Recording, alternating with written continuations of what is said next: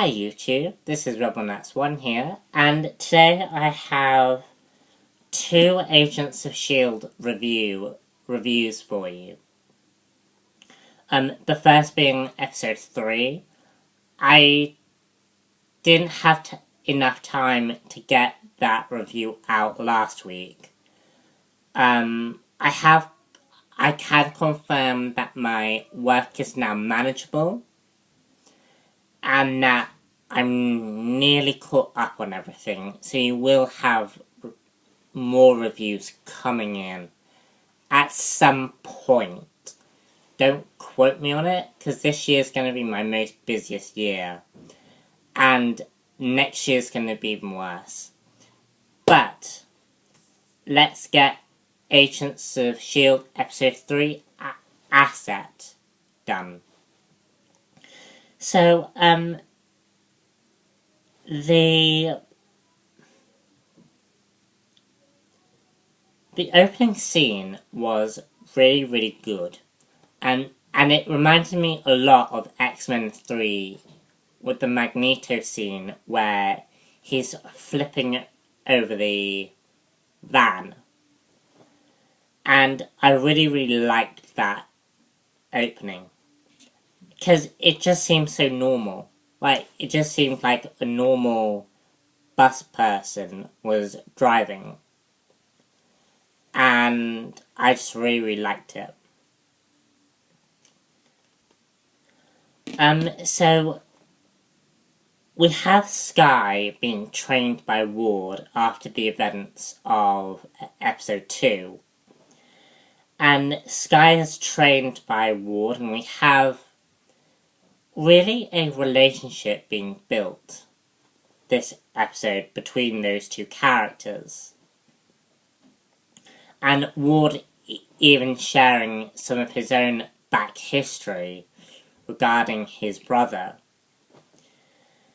And I think a lot of people believe that Skye and Ward will end up together at some point, because that's where they're sort of going with it. And I liked the fact that Warden was very concerned about Skye.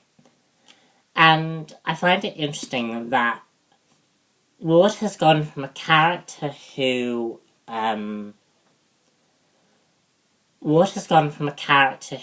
believes in being alone and getting the job done, to being sort of this older brother protector figure for the team. I would have liked a character progression for that, but because Ward has gone from a change where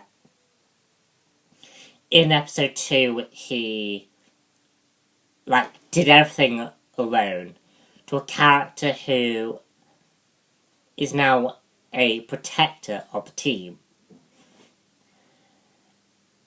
And again, would have liked a character progression for that, but I can sort of buy Ward being that protector person. So the team are attempting to save Hall, a S.H.I.E.L.D. consultant worker person who coincidentally also taught Fitz and Simmons when they were at school.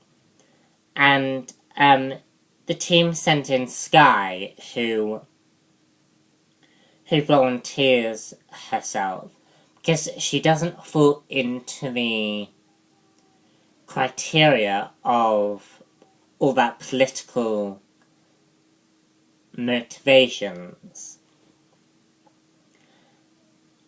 And she is sent in to find out what Quinn, the main villain of the episode, is doing.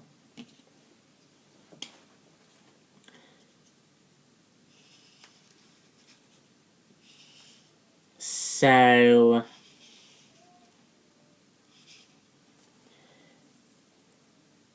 So we have, again, Hull and Quinn. Hull is kidnapped by Quinn.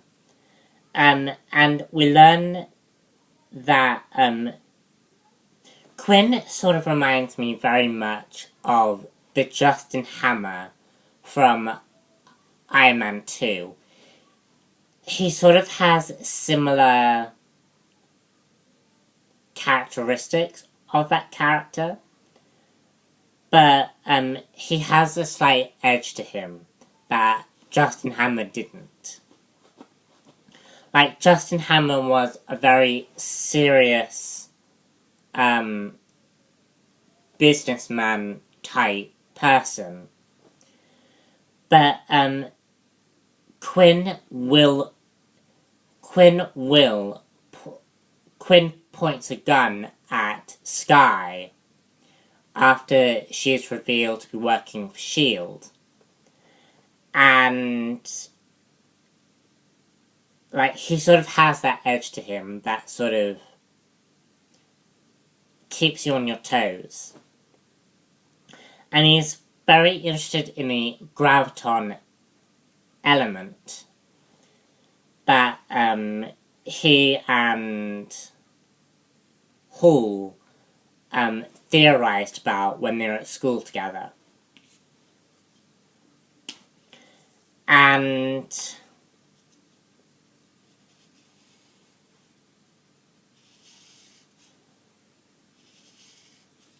basically, Quinn wants to use this element for nefarious plans. And that sort of fits into the whole theme of the episode, where we have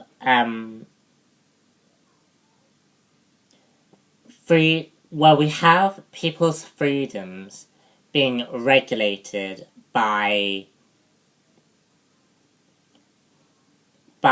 institutions such as S.H.I.E.L.D., such as the UN, such as the European Union.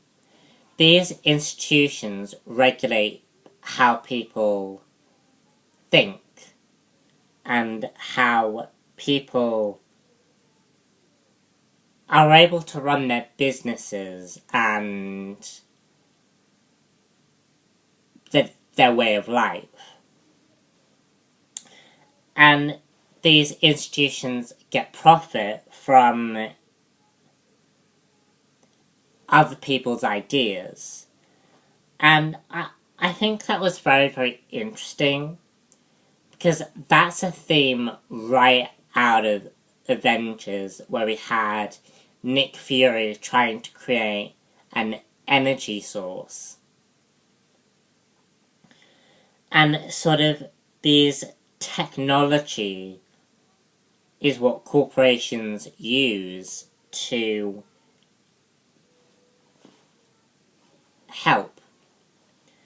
And it actually endangers people's lives, such as the case in Avengers where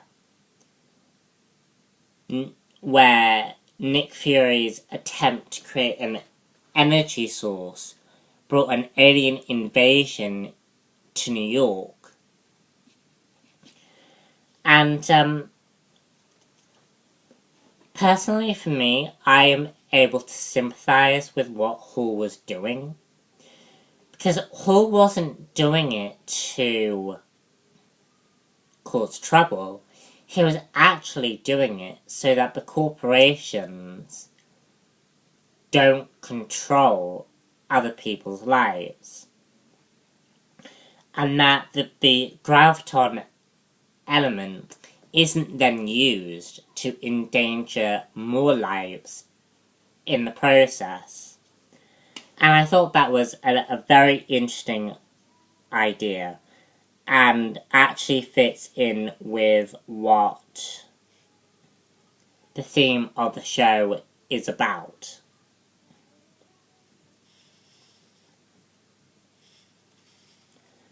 We also have, and I also love the fact that we had a supervillain origin in this episode. Because Hall becomes Graviton, who is he's not a very well-known supervillain. But the fact that we got a supervillain in this episode was really interesting, and I really liked it. So, finally, we have a lot more character development with each character. Like, we have Ward's character being developed, we have Fitz and Simmons' characters being developed, Agent May's character's development. So we are getting character development in this season. And we are in episode 3. Like, I would expect that in episode 3. To at least have some understanding about who the characters are. And the show does deliver, in a way, on that. Again, as I've been saying in my last 2 reviews, I just hope the show can deliver. Because although this episode was better, I don't think it's as strong as some of the other TV shows out there right now. But that's me done for the day, and stay tuned for episode 4, I Spy, coming right up. So, see you then. Bye. Oh, and don't forget to subscribe for more reviews as well. Bye.